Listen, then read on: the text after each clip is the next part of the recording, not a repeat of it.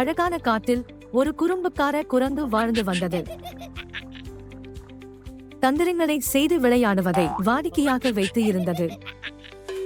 அது யானையின் தும்பிக்கையை கட்டுவதும், புலியின் பாதங்களில் தேனை ஒட்டிவிடுவதும், மயிலுக்கு உணவுக்கு பதிலாக மிளகாய்களை கொடுப்பதுமாக இருந்தது. ஒரு நாள் காலை குரங்கு விழித்தெழுந்தது. என் வாலை தொலைத்து விட்டேன் என்று கத்தியது. காப்பாற்றுங்கள், யாரோ என் வாலை திருடிவிட்டார்கள். நீ ஏதாவது முட்டாள்தனமாக பண்ணிட்டியா என்று பெருமூச்சு விட்டது ஞான ஆமை.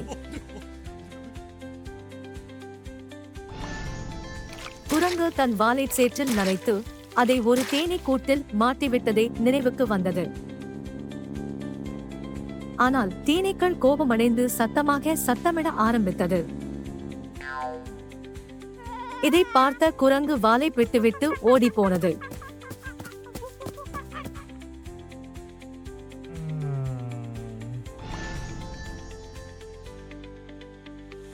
குரங்கு வாலை எடுக்க திரும்பவும் சென்றது. அதன் வால் மிகவும் கோபமான தேனீக்களால் சூழப்பட்டிருப்பதையும் கண்டது. பயத்துடன் தன் வாலை எடுத்து சென்றது. தேனீக்கள் குரங்கை காடு முழுவதும் துரத்தி சென்றன. குரங்கும் தப்பித்து ஆற்றில் குதித்தது.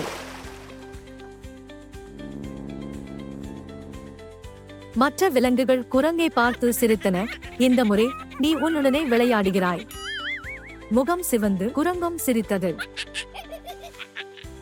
அப்போதிருந்து அது அனைவரையும் ஒன்றாக சிரிக்க வைக்கும் நகைச்சுவைகளை மட்டுமே செய்தது.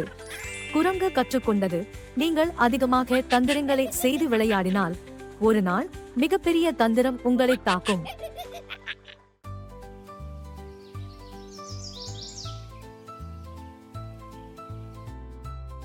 பபிள் கம்மை விரும்பும் ஒரு குறும்புக்கார குரங்கு வாழ்ந்து வந்தது. பூங்காவில் இருக்கும் குழந்தைகளைப் போலவே அதுவும் ஒரு பெரிய பபிள் கம்மை ஊத விரும்பியது.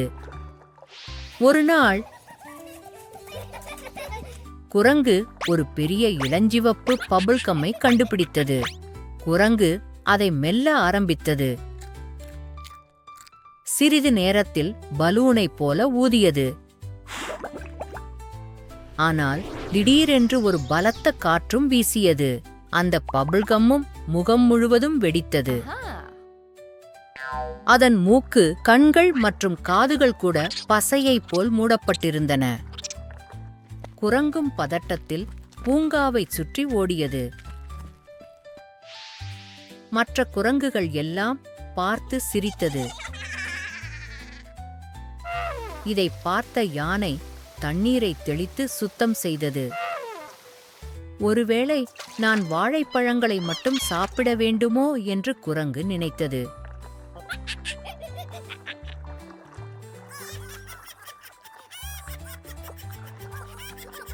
குரங்கு கற்றுக்கொண்டது, சில விஷயங்கள் நமக்கு விளையாட்டாகத்தான் தெரியும், ஆனால் அதில் சிக்கினால்தான் அதன் விபரீதம் புரியும்.